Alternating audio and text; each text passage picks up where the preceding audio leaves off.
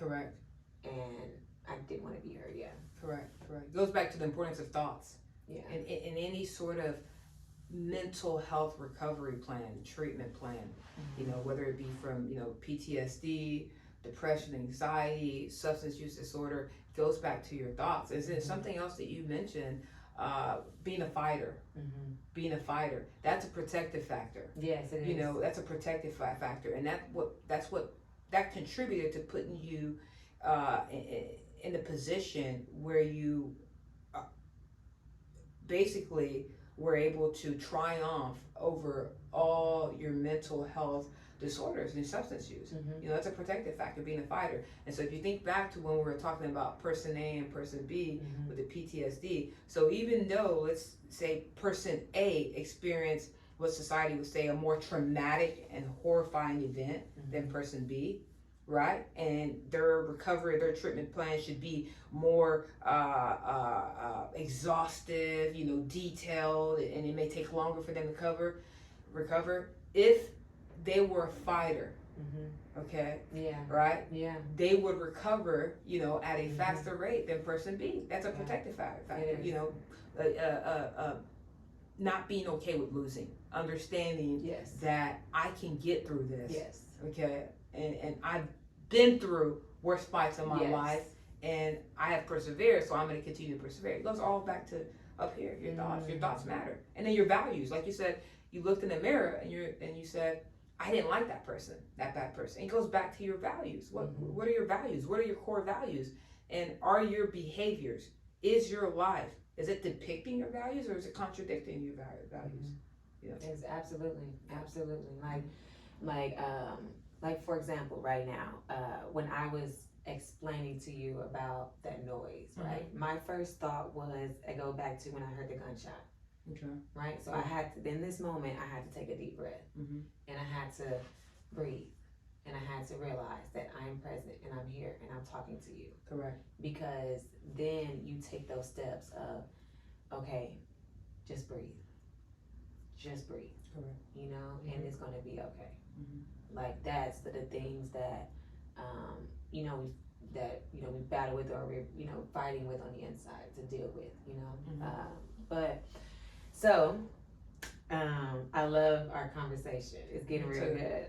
So I'm going to ask you, now, what would you say if somebody came to you and they said, I have been feeling stuck within myself. I know that I am going towards, I know this is what I want. I want to be, let's say, for example, I want to be a singer. And I want to go towards my dreams. And I want to go towards what I want to do. But the thought of shame is keeping me from feeling like I can be who I'm called to be. How would you help that person? Okay.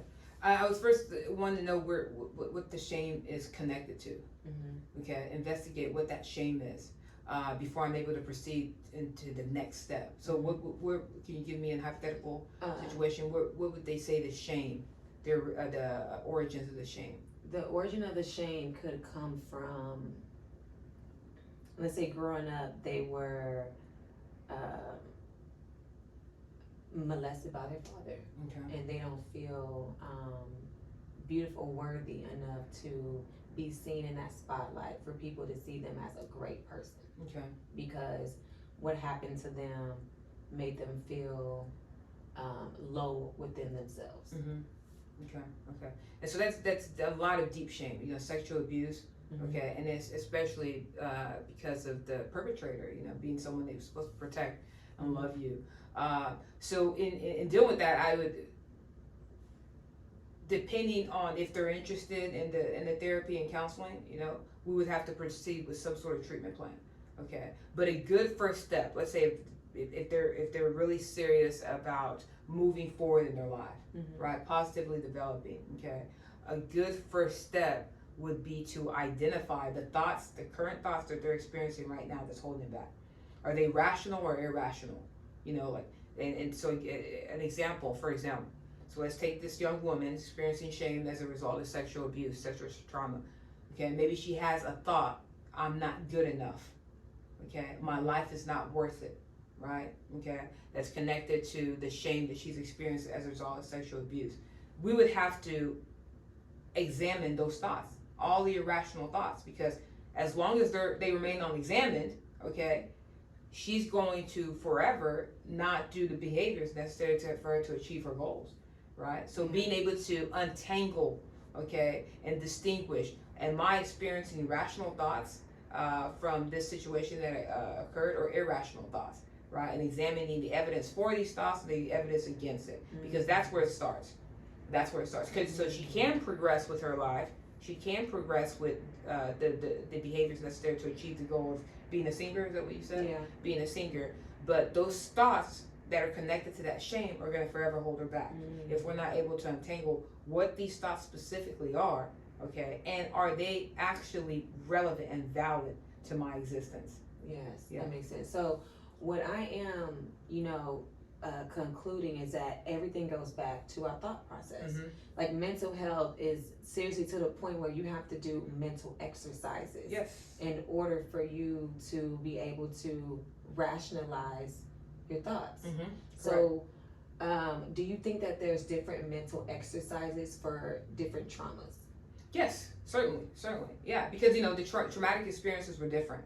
So those mental retraining, mental reprogramming, they're going to have to be based on whatever trauma was faced.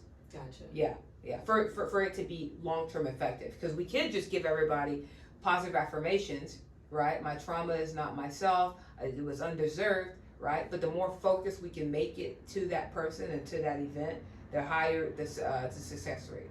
Gotcha. So you have to dig deep within someone to truly know from point A to point B exactly what their trauma is in order to figure out how to help them. Correct. So if you're dealing with, for example, we talked about depression, PTSD, sexual abuse, those 3 different traumas. How, if you're dealing with PTSD, how am I able to get through that at home? How is I able to get through depression if I'm dealing with depression at home? If I can't afford, what if I'm just not strong enough to leave my house? Correct. Yeah, good question. So let's take that hypothetical situation. Someone's dealing with PTSD and depression, okay, and they cannot even make this first step of seeking help, picking up the phone to seek help, or going outside to seek help. Behaviors matter. Behaviors are so powerful. I remember working with a lady a while back, and she was struggling with depression, okay, and what she did, her whole room was blacked out. Yes. Her whole room was blacked out, a really severe depression. And she had a 1-year-old, she's married, had a 1-year-old daughter, and she would describe how her life was on a day-to-day basis. Little interaction with the 1-year-old, little interaction with the husband, because she would stay in her room closed off. Okay, so again, after working with her for several months, actually within the first 1 to 2 weeks, I gave her the assignment. I said, all I want you to do is open the curtains. That's it.